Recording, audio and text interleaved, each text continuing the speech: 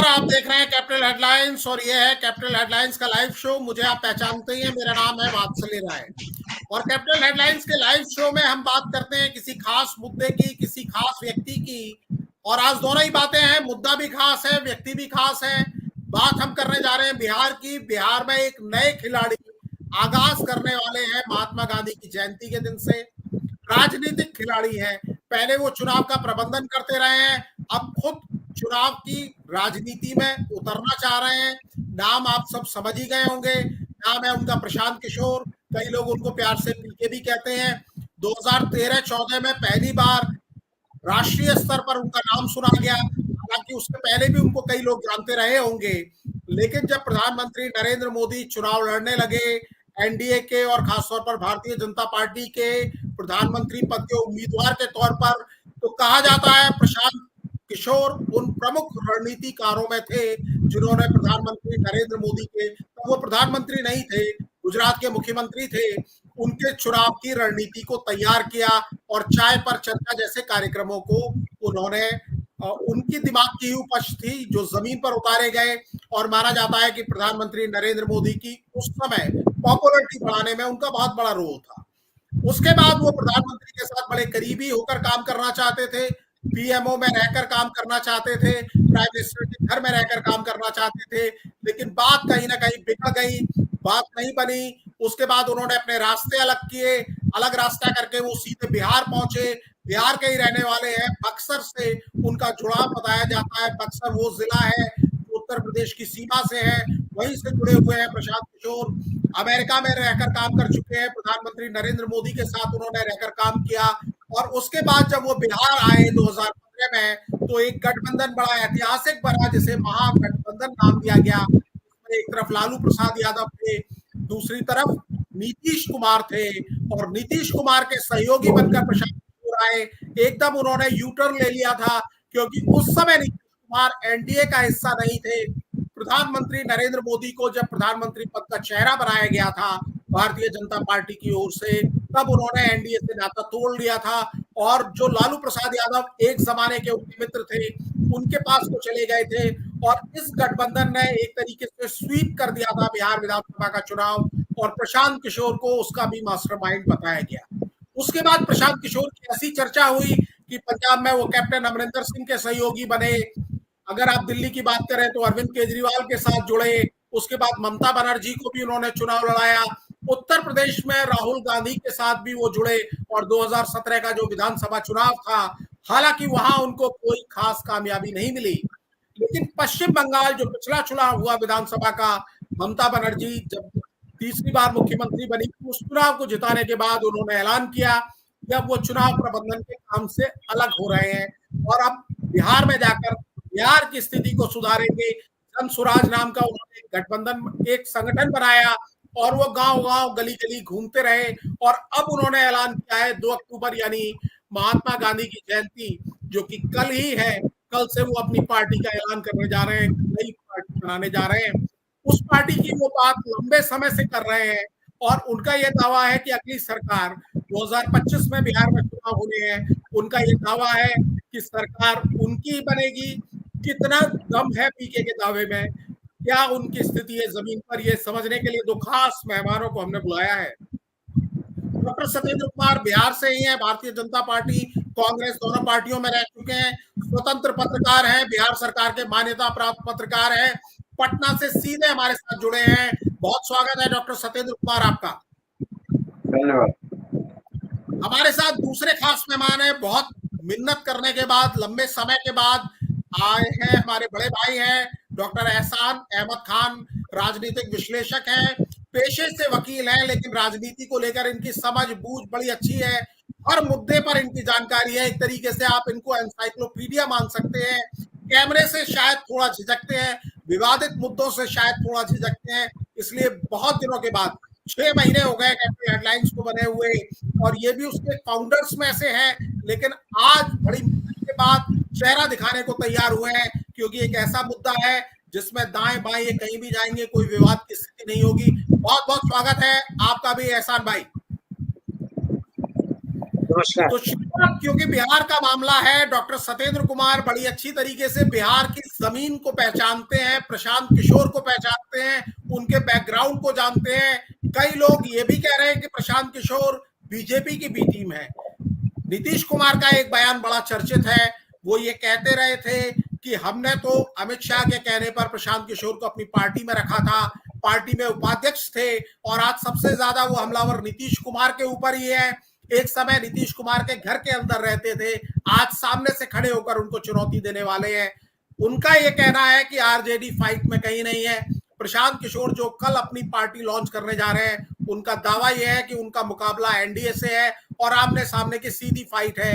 क्या कहेंगे डॉक्टर सत्येंद्र कुमार, क्योंकि आपका रुझान हाल फिलहाल कांग्रेस के साथ रहा है, जो कांग्रेस आरजेडी के साथ खड़ी रहती है, और आप लोगों को प्रशांत किशोर ने मैदान पर उतरने के पहले ही फाइट से बाहर बता दिया है। देखिए वात्सल जी, चुनाव प्रबंधन का अच्छा अनुभव है प्रशांत किशोर जी को, लेकिन कहीं किसी भी स्टेट में या देश में उनके कारण कोई चुनाव जीती हो पार्टी, ऐसी बात नहीं है। उस पार्टी के लीडरों के हिसाब से चुनाव में जीत हुई है। अन्यथा यूपी में जो दुर्दशा हुआ इनके रहते भर में, या पंजाब में जो अमरिंदर सिंह का हुआ, ये सबको पता है। जीते थे नहीं, वहां पार्टी की जो हुई दशा, अमरिंदर सिंह की कहाँ जीत हो पाई? अमरिंदर सिंह तो चुनाव जीते थे, मुख्यमंत्री बने थे, ठीक है, लेकिन वो मजबूती नहीं मिला। वो पहले से कांग्रेस का उतना मजबूत स्थिति था, इसलिए जब ही महागठबंधन में आए प्रबंधक बन करके, लालू और नीतीश दोनों साथ थे, इसलिए यहाँ पर जीत हुई। नरेंद्र मोदी की चलती थी 14 में, इसलिए जीत हुई। इनके चलते जीत नहीं हुई, ममता बनर्जी का उस संघर्ष का नतीजा था, इसलिए उनकी जीत हुई। अगर ऐसे कोई व्यक्ति के मजबूती न हो, उनके साथ गए हो और जीत गए हो, ऐसा कहीं कुछ नहीं है इनका। ये ठीक है, 2 वर्षों से काफी मेहनत कर रहे हैं जनता के बीच में, लेकिन वैसी पहचान दिख नहीं रही है। हाँ जरूर, चुनावी मौसम आया है, बहुत सारे लोग जुड़ रहे हैं और अच्छे लोग जुड़ रहे हैं। ये जरूर बात है कि इनके साथ जो जुड़ रहे हैं वो राजनीति में अच्छे लोग जुड़ रहे हैं, लेकिन दुर्भाग्य है वात्सल जी, बिहार की जो राजनीति है उसमें यहाँ की जनता अच्छे लोगों के साथ नहीं है। जो किसी तरह मजबूती कास्ट के आधार पे, धर्म के आधार पे या बाहुबल के आधार पे जो अपनाते हैं, उनके साथ लोग हैं। सिद्धांतवादी हो, आदर्शवादी हो, अच्छे काम करने वाले हो, वैसे लोगों के साथ यहाँ की जनता नहीं है। ये दुर्भाग्य है। वैसी स्थिति में इनके साथ कितने लोग होंगे, आने वाला वक्त बताएगा। जैसे देखिए, यहाँ लालू प्रसाद जी के साथ सबसे ज्यादा लोग हैं भाई। वो जेल में रहे हैं, सजा याफ्ता है, पशुपालन घोटाला में और कई गो घोटालों में रोज आना जाना हो रहा है, लेकिन सबसे ज्यादा पब्लिक उन्हीं के साथ है। बीजेपी लालू यादव के साथ सबसे ज्यादा पब्लिक है, और लेकिन जो नतीजे अभी हाल फिलहाल लोकसभा चुनाव के हैं वो एनडीए ने जीती है, जिसमें यूनाइटेड ने जीती है, जिनको बिल्कुल खारिज करते हैं प्रशांत किशोर। एहसान भाई, मैं आपको चर्चा में शामिल करना चाहूंगा। लंबे समय से आप प्रशांत किशोर को देख रहे हैं।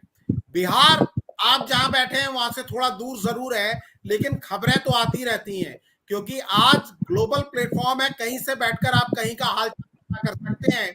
क्या उम्मीद है, क्या संभावनाएं दूर से बैठकर आपको नजर आ रही है? देखिए, प्रशांत किशोर राजनेता नहीं है। प्रशांत किशोर ने धरातल पे अपने आप में कोई राजनीति भी कभी नहीं की है। वो राजनेताओं को आइडियाज देते रहे हैं, तरकीबें बताते रहे हैं। मेरा अपना निजी तौर पर मानना है कि प्रशांत किशोर ने जितने ये राजनेता हैं उनकी कमियों को पकड़ा है, उनके ड्रॉबैक्स को किया है, और उसको बैंक कर रहे हैं कि भाई इनकी इन कमियों के आधार पर हम राजनीति में कामयाब हो जाएंगे।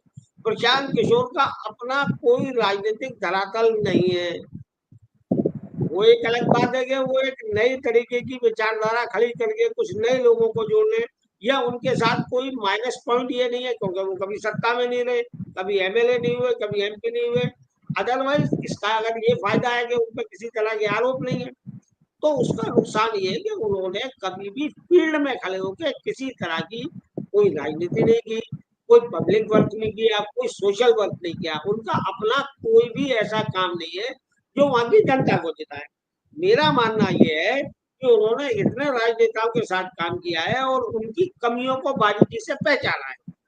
उन कमियों को पकड़कर वो राजनीति में आगे बढ़ना चाहते हैं। यही उनका आशीष है कि भाई हर एक की कमी को पहचान रहे हैं, कांग्रेस को, लालू को, बाकी नीतीश कुमार की, उनके बारे में उन्होंने उनके साथ इतना काम किया है, उनमें क्या क्या कमियां हैं वो उसको पकड़ के उन पर बैंक कर रहे हैं। अदरवाइज तो प्रशांत किशोर के पास कोई राजनीतिक अनुभव है नहीं। चुनाव लड़ाने को मैं राजनीतिक अनुभव नहीं मानता, क्योंकि उन्होंने सड़क पे कोई काम नहीं किया, राजनीति नहीं की, सड़क पे राजनीति नहीं की, कोई आंदोलन, किसी तरह का कोई न कभी चुनाव लड़ा। तो उनका शुद्ध रूप से वो कैलकुलेशन जो है वो उस पर जिंदा है कि भाई हम इस तरीके से इनको यहाँ पटक नहीं देंगे, इनको इस पॉइंट में पटक नहीं देंगे, लोग हमको चुनेंगे। जी जो जी कि मेरे नजर में 2 साल कोई से ऐसी संभावना नहीं है। जी 2 साल से वो लगातार बिहार में गांव गांव घूम रहे हैं, जन स्वराज अपनी यात्रा निकाल रहे हैं, जमीन पर लोगों से मिल रहे हैं, और उनका कहना है कि उनके पास काफी फीडबैक है, वो नब्ज को पहचानते हैं। आरोप की बात, एक आरोप उनके ऊपर सबसे ज्यादा लगता है कि उनकी अपनी कोई आइडियोलॉजी नहीं है। जिस तरह वो कभी भारतीय जनता पार्टी के लिए काम करते हैं, कभी जेडीयू के साथ, कभी तृणमूल कांग्रेस के साथ, कभी कांग्रेस के साथ, वो तमाम अपनी आइडियोलॉजी बदलते रहते हैं। आरोप उन पर यह है। और जमीन जो आपने कहा कि काम नहीं करते हैं, तो काम करके उन्होंने बताया कि मैं काम करके 2 साल से फीडबैक लेकर आ रहा हूं। तो आपको क्या कोई संभावना दिखती है इनके बीच में? बिहार की राजनीति में मुझे प्रशांत किशोर की कोई संभावना नजर नहीं। बिहार दिल्ली जिला नहीं है, जी बिहार दिल्ली नहीं है। और प्रशांत किशोर ने वहां की जनता के लिए कोई, देखिए फीडबैक इकट्ठा करना, सड़क पे टहलना, पब्लिक के मूड को भापना एक अलग चीज है। कोई किसी तरह का कोई आंदोलन, किसी मुद्दे पे कोई संघर्ष, बिहार का मतदाता संघर्षशील नेता को पसंद करता है। प्रशांत किशोर ने किसी भी मुद्दे पे कोई फील्ड पर संघर्ष नहीं किया अभी तक। इसलिए बिहार की जनता उन्हें कितना, किस आधार पर पसंद करेगी ये तो भाई जनता का, लेकिन फिर भी और देश में बिहार की जनता पॉलिटिकली ज्यादा जागरूक है, वो ज्यादा पहचान रखती है। प्रशांत किशोर ने उन्हें ऐसा कुछ करके नहीं दिखाया। ये फीडबैक इकट्ठा करना और लोगों से मिलके उनकी सोच को पकड़ना, ये सब कागजी काम है। राजनीति जो है बिल्कुल सड़क पर खड़े होने का काम है। एसी कमरों में बैठ के राजनीति नहीं हो सकती। प्रशांत किशोर तो पूरे अपने डाटा के आधार पर चल रहे हैं। पब्लिक, उनका कोई ऐसा काम नहीं है जो पब्लिक उन्हें पसंद करेगी। हो सकता है एक वर्ग ऐसा होगा उस क्षेत्र का या बिहार में जो उनको इसलिए पसंद कर रहा होगा कि आज अरविंद केजरीवाल की तरह कोई नई राजनीति लेके आएंगे। ऐसा भी उन्होंने कुछ अभी करके या बता के भी दिखाया भी नहीं है तो बिहार को कैसे इन सबसे अलग हो। भाई आज तक वर्तमान में जो वहां पर पॉलिटिकल आउटफिट्स है उनसे डिफरेंट क्या करेंगे, अभी तक उन्होंने ऐसा भी कुछ नहीं बताया। उनकी आइडियोलॉजी है ही नहीं। वो तो अब तक प्रोफेशनल है, तो प्रोफेशनल तो भाई देखिए क्लाइंट के लिए काम करता है। तो मैं वकील हूँ, मुझे तो क्लाइंट फीस देगा, मैं उसी के लिए काम करूंगा। तो ये तो प्रशांत किशोर यहाँ तक सही है, वो अपना प्रोफेशनल वर्क करते हैं, वहां तक तो ठीक है। अब उन्होंने जो नई पारी की शुरुआत की है, इसके पास, इसके लिए उनके पास कोई क्या बेस है? उन्होंने कोई, मैं फिर इसी बात को कहता हूँ, उनका फील्ड वर्क नहीं है कुछ भी। डाटा कलेक्शन राजनीति नहीं है, वो तो कोई भी कर सकता है, उसके लिए अलग प्रोफेशनल होते हैं। कोई डाटा कलेक्शन करना है या लोगों की राय को आपने इकट्ठा कर लिया कि मतदाता किस चीज को ज्यादा पसंद करता है। ये तो और भी बहुत सारे CSDS और ये इतनी सारी कंपनियां हैं देश के अंदर जो ये सर्वे करती रहती है। इससे अलग क्या है? इससे अलग क्या है डॉक्टर सत्येंद्र कुमार, जो सवाल एहसान भाई उठा रहे हैं, इससे अलग क्या है? भले ही वो 2 साल से घूम रहे हैं, डाटा कलेक्ट करते हुए घूम रहे हैं, लेकिन बिहार एक पेचीदा जमीन है, वहां का समीकरण हर कोई नहीं साध सकता है। और ये आरजेडी को तो बिल्कुल ही खारिज किए जा रहे हैं। तो आपको लगता है कि वाकई ये एक मेन फोर्स बन पाएंगे, वाकई ये सत्ता में आ पाएंगे जैसा ये दावा कर रहे हैं? और लोग इन्हें क्या शेख चिल्ली या मुंगेरी लाल के हसीन सपने, जो एक सीरियल किसी जमाने में आया करता था, तो ये क्या मुंगेरी लाल हैं, या वाकई इनके अंदर कोई दम है, या पब्लिक के अंदर कोई रुझान है इनके प्रति? क्या देख रहे हैं डॉक्टर साहब आप वहां पटना में बैठकर? देखिए वात्सल जी, मैं आसान भाई से एकदम 100% सहमत हूँ। पिछले 2 वर्षों से घूम रहे हैं प्रशांत किशोर जी, जिस भी ब्लॉक में गए हो, उन्होंने ये तो वहां की पब्लिक को बताया कि मैं प्रशांत किशोर हूँ, आने वाले समय में चुनाव लड़ने वाला, पार्टी बनाने वाला, लेकिन वहां की किसी समस्या को लेकर के किसी तरह का कोई आंदोलन वहां चलाया? कहीं भी किसी ब्लॉक में, किसी जिले में, इनके बहुत सारे वर्कर भी हैं इससे जुड़े हुए, रोज यही काम कर रहे हैं मेंबर बनाने का, लेकिन कहीं किसी भी समस्या को लेकर के एक भी ब्लॉक में, एक भी जिले में कहीं किसी जगह कोई आंदोलनात्मक काम किया क्या? किसान की अगर समस्या है, जैसे अभी मान लीजिए कि एक स्मार्ट मीटर चल रहा है, उसमें बहुत सारी गलतियां हैं, फेक बिल आ रहे हैं, कंपनी को आपका भी गलत बिल आया है, आपने भी फेसबुक पे जिक्र किया है कि आपको भी ज्यादा रीडिंग आ रही है आपके यहाँ डॉक्टर साहब। जो हकीकत है, जो मैंने महसूस किया है, जो देख रहे हैं, स्मार्ट मीटर का मतलब प्रीपेड में क्या है, हर एक पल का ये डाटा उसमें आना चाहिए। अब 35 दिन तक आप आ नहीं रहे, एक दिन दे रहे हैं 3500 रुपया या 4000 रुपया, प्रत्येक दिन जबकि 8 रुपए काट रहे हैं, एक फिक्स जो है वो काट रहे हैं, और जो बताना चाहिए कि कितना यूनिट हुआ सो आप बता नहीं रहे हैं। ये कैसा स्मार्ट मीटर है? कांग्रेस आज भी कमजोर है, तो पर भी इस मुद्दे को लेकर के जन जागरूकता फैलाने के लिए पदयात्रा किया। कल ही सारे जिलों में प्रेस कॉन्फ्रेंस किया, उसके वर्कर 150 मिलकर के हर एक जिले में प्रेस कॉन्फ्रेंस उन्होंने किया। तो ये कर रहे हैं, आप क्या कर रहे हैं? प्रशांत किशोर जी क्या कर रहे हैं? खोज रहे हैं केवल आदमी को, उनके साथ कौन मिलेगा चुनाव लड़ने के लिए। बाढ़ में मिलेंगे, बिहार में जो बाढ़ आई हुई है, 21 जिले प्रभावित हैं, प्रशांत किशोर बाढ़ में नजर नहीं आ रहे मदद करते हुए? ये किसी चीज में नजर नहीं आ रहे हैं, न आवाज उठाते हुए, न मदद करते हुए। पप्पू यादव जी जब पटना में जल जमा हुआ था तो लोगों को पानी में डूब डूब करके जाकर के सुविधा मुहैया करा रहे थे। इनका तो कहीं कुछ नजर नहीं आता है, न इनका नजर आता है, न किसी वर्कर का आता है। ये जरूर बात है, जिनको दूसरे पार्टियों से चुनाव लड़ने का मौका नहीं मिलेगा, इनके यहाँ सब खाली है, वो आ जाएंगे। आज ही एक आए हैं, ये विनीता विजय है, उनके पिताजी डिफेंस मिनिस्टर रहे हैं गवर्नमेंट ऑफ इंडिया में, और उनके ससुर भी यहाँ मिनिस्टर रहे हैं। राजनीतिक उनका भी कद बहुत बड़ा, हाल में बीजेपी में थी, नहीं टिकट मिला। उसके पहले कांग्रेस में एमपी की चुनाव लड़ी, असेंबली का चुनाव लड़ी। अभी आज वो आई है यहाँ पर, इसीलिए आई है कि लड़ने का मौका मिले। बीजेपी में नहीं मिला, एलजेपी में नहीं मिला, यहाँ पर मिलेगा। तो ऐसे लोग चुनाव के वक्त पर आएंगे। लेकिन मैं पूछता हूं, जो ये बात कर रहे हैं सिद्धांत की, इनकी कौन सी सिद्धांत है? किसी तरह की कोई सिद्धांत नहीं है, न किसी सिद्धांत वाले के साथ रहे। ये तो सारे पार्टियों में कंपनी जो एक प्रोफेशनल काम करता है, सो काम इन्होंने किया। इन्होंने राजनीति का, सामाजिक काम कोई नहीं किया, ये प्रोफेशनल काम इन्होंने किया। और 2 साल में भी सिर्फ लोगों को जा करके बताया कि मैं प्रशांत किशोर हूं और चुनाव प्रबंधन का काम करता हूं। उनके समस्याओं के लिए कहीं कोई आवाज नहीं उठा। आज अगर क्रिटिक है ये नीतीश कुमार के, तो उनके कर्मों पर कोई बतावे ना कि ये गलत काम कर रहे हैं, इसलिए मैं इसका आलोचना कर रहा हूं और इसका ऐसे होना चाहिए। मेरे पास खास नॉलेज है तो इसका उपाय ये है, सोल्यूशन ये है इन समस्याओं। गिनाते हैं डॉक्टर साहब, नीतीश कुमार की एक कमियां गिनाते हैं।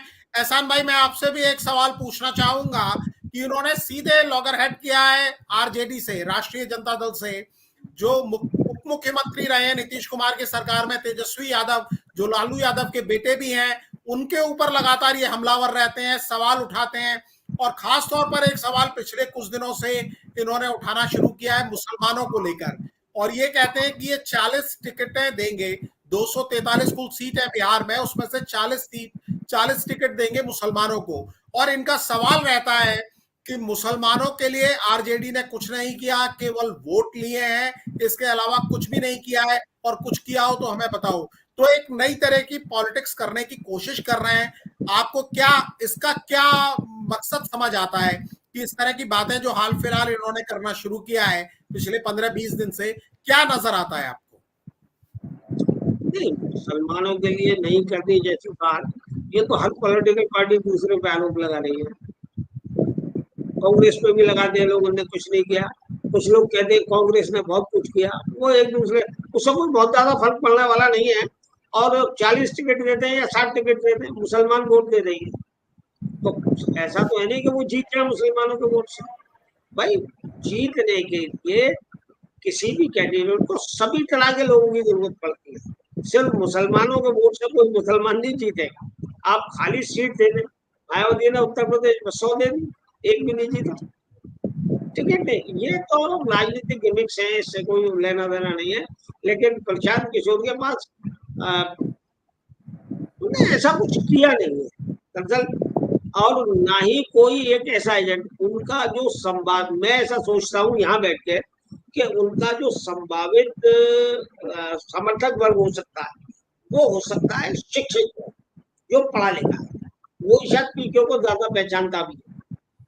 लेकिन इन्होंने तो उसके इस मुद्दे को भी नहीं उठाया कि भाई तुम्हें बाहर छोड़ के पूरे देश में नौकरी करने के लिए जाना पड़ता है। कम से कम उनको ही कर देते इस आधार पर संगठित, कोई ऐसा आंदोलन चलाते ताकि उन तक ये मैसेज जाता कि भाई ये पार्टी इसलिए आई है कि बिहारियों को बिहार छोड़ के नहीं जाना पड़ेगा।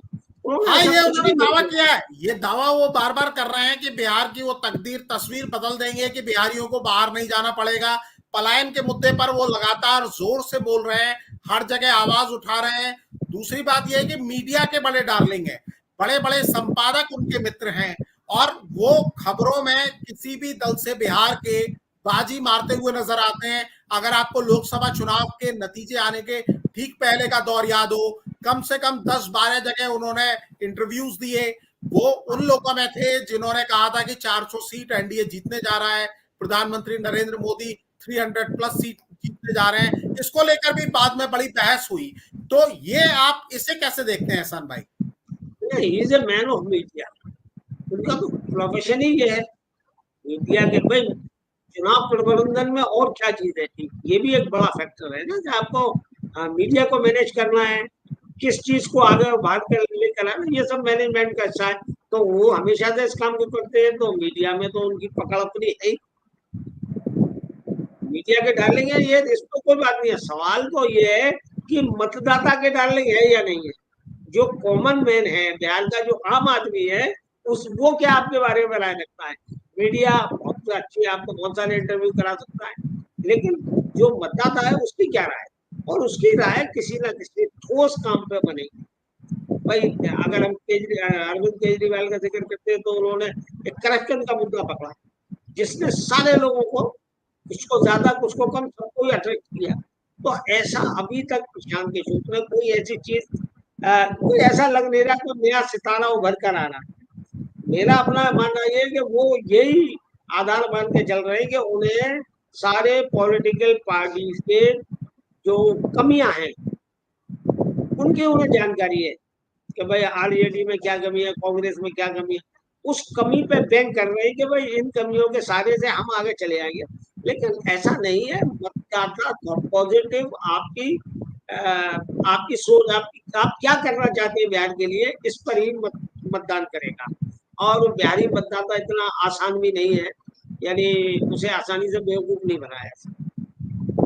बिल्कुल बिल्कुल, बहुत ज्यादा जागरूक है बिहार में, और बच्चा बच्चा राजनीति की समझ रखता है। बहुत अच्छी समझ रखता है। प्रशांत किशोर भी बिहारी ही हैं, शायद वो समझ के उन्होंने कहीं एक मुश्किल बैटल ग्राउंड तो नहीं चुन लिया। हम कई उदाहरण देख चुके हैं जब लोग बड़ी उम्मीदों के साथ गए, फेल हो गए। अरविंद केजरीवाल का एक एग्जाम्पल है। एहसान भाई कह रहे हैं, एहसान अहमद खान साहब जो एडवोकेट है, दुनिया की समझ है इनको, राजनीति पर पैनी निगाहें हैं कि ये आसान ग्राउंड उनके लिए नहीं होने जा रहा है।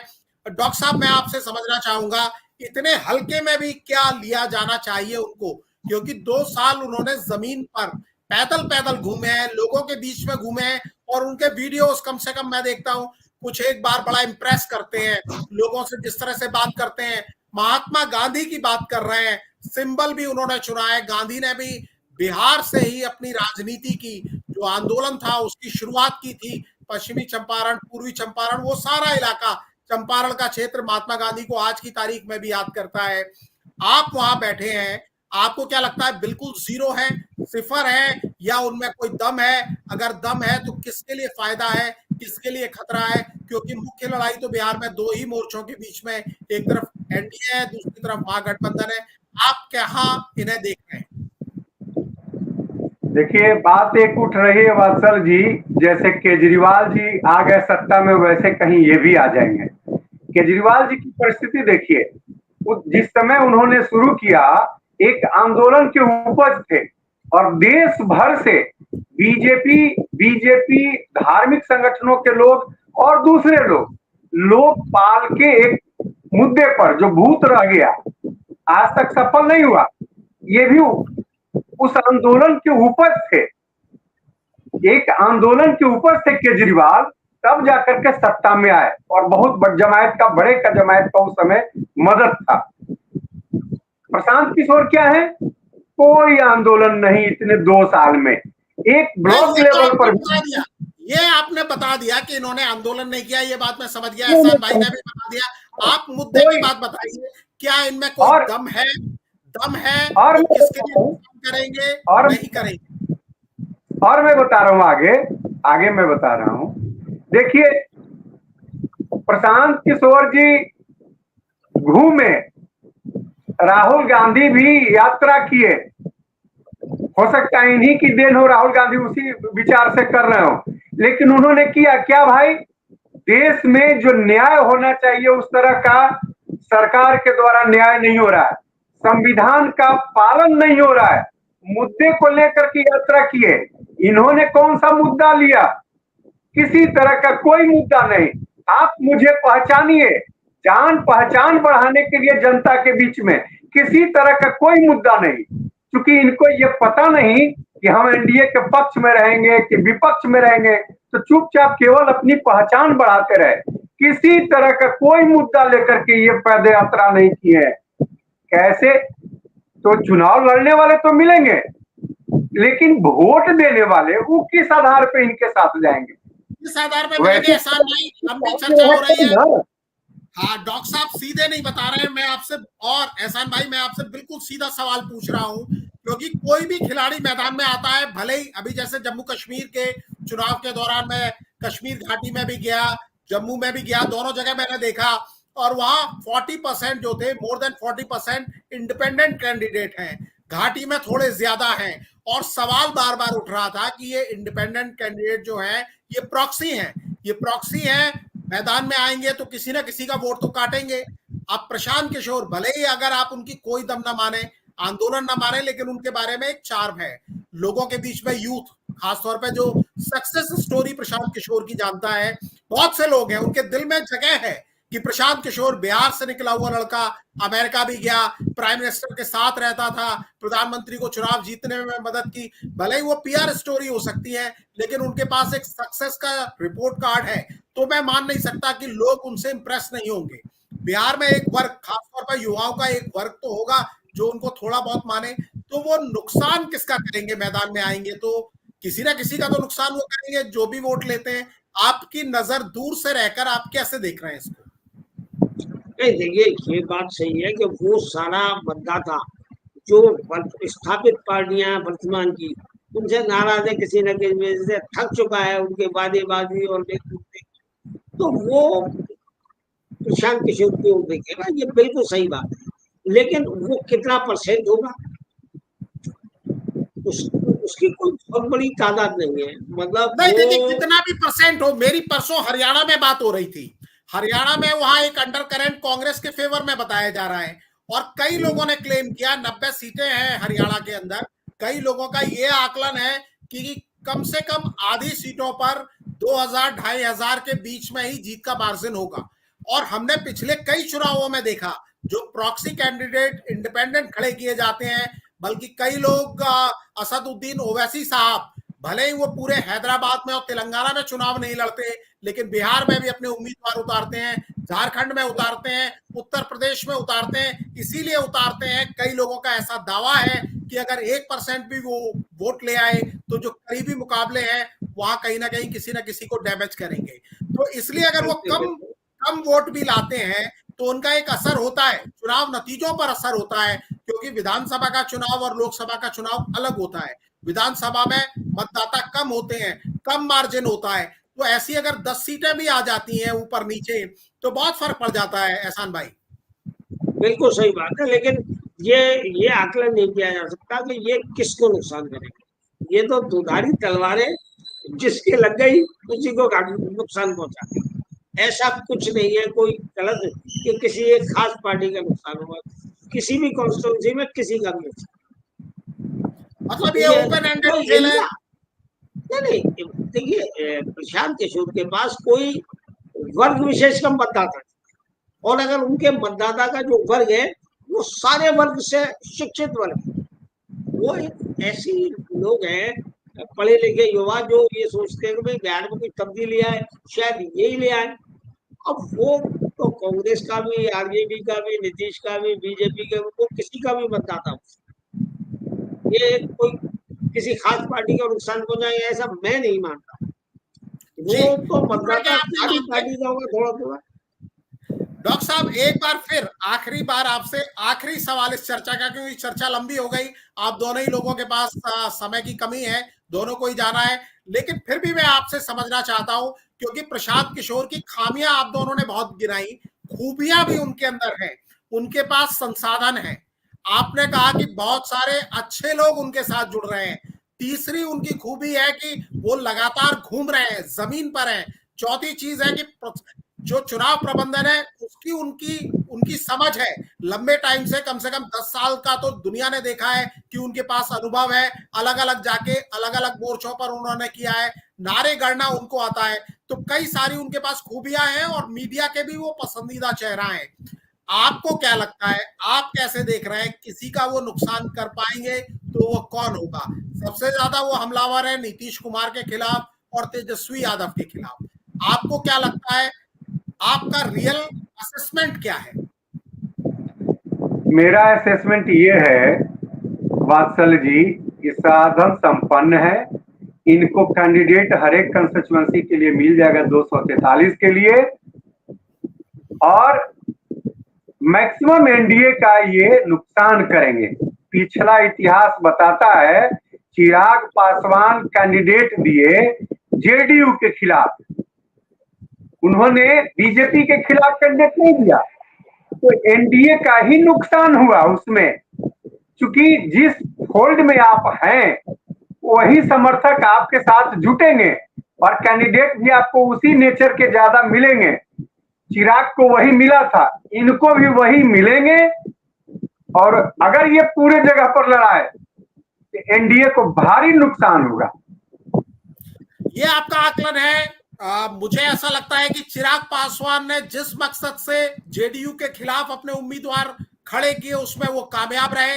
भारतीय जनता पार्टी पहली बार बिहार के अंदर सबसे बड़ी पार्टी बनने की स्थिति में आई, हालांकि उनसे ज्यादा सीटें राष्ट्रीय जनता दल को उस स्थिति में भी मिली, लेकिन फिर भी जेडीयू से बड़ा कद हो गया और नीतीश कुमार काफी लंबे समय तक प्रेशर में रहे। अगर इस बार लोकसभा चुनाव के नतीजे इस तरह के नहीं आए होते तो लोग ये मान के बैठे थे कि जेडीयू शायद खत्म हो जाए। प्रशांत किशोर भी शायद यही मान के मैदान में उतरे हैं, जो कि कई लोगों ने, बिहार से जुड़े लोगों ने मुझे बताया। डॉक्टर साहब से मैं उम्मीद कर रहा था कि ये मुझे बताएंगे कि जेडीयू के जो प्रमुख हैं, एकमात्र होलसोल नेता है नीतीश कुमार, के आखिरी पड़ाव पर है, शायद ये चुनाव उनका आखिरी चुनाव हो सकता है और प्रशांत किशोर नीतीश कुमार की जगह ही लेना चाहते हैं। वो मध्य मार्गी अपनी एक छवि बनाना चाहते हैं, जो भारतीय जनता पार्टी से अलग होगी, जो सवर्णों को साथ लेकर, पढ़े लिखों को साथ लेकर अपने साथ आगे बढ़ना चाहते हैं। उनके पास मुसलमानों का भी वोट बैंक होगा, जैसे नीतीश कुमार को मुसलमान वोट देते हैं, इसी तरह का वो भी चाहते हैं। लेकिन उनके साथ ड्रॉबैक ये है कि तमाम लोग अब उनकी जाति बताने लगे हैं कि वो ब्राह्मण है, और नीतीश कुमार के पास एक एक्स फैक्टर है कि वो पिछड़ी जाति से आते हैं। दलित और महादलित वर्ग बनाकर उन्होंने उसका फायदा लेने की कोशिश की है। हालांकि अभी ये बंद मुट्ठी है। हमारे दो विद्वान गेस्ट को लगता है कि प्रशांत किशोर की जब मुट्ठी खुलेगी तो कुछ निकलेगा नहीं, लेकिन ये मैं मान के चलता हूं कि उम्मीद के साथ आए हैं। बिहार में एक नई उम्मीद की बड़ी जरूरत है, और 2 अक्टूबर उन्होंने दिन बहुत अच्छा चुना है। महात्मा गांधी के संदेश की इस देश को आज भी जरूरत है। प्रशांत किशोर अगर वाकई बिहार बदलने के इरादे से आ रहे हैं तो उनको अपना इरादा मजबूत रखना चाहिए। इस बार कामयाबी मिलेगी, कितने मिलेगी इसकी उन्हें चिंता नहीं करनी चाहिए, क्योंकि बिहार में एक नई हवा की जरूरत है। एक ऐसी हवा की जरूरत है जो बिहार को बदले, बिहार के लोगों को समझे। एहसान भाई बहुत दूर बैठे हैं, लेकिन ये जानते हैं कि बिहार में पलायन की समस्या है, बिहार की इमेज की समस्या है।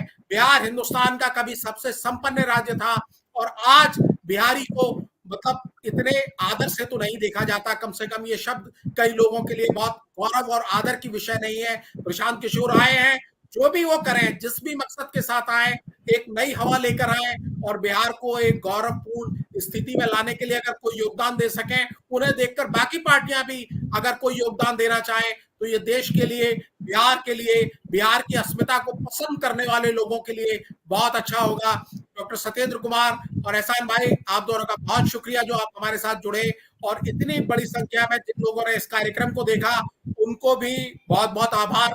और प्रशांत किशोर अगर इसको सुनते हैं मेरे कार्यक्रम को, तो मैं उनको अभी अग्रिम बधाई देता हूं कि वो अच्छी नीयत के साथ अगर आना चाहते हैं, अच्छा काम करें और बिहार बदल कर दिखाएं। प्रशांत किशोर, आपको भी बहुत बहुत बधाई। इस कार्य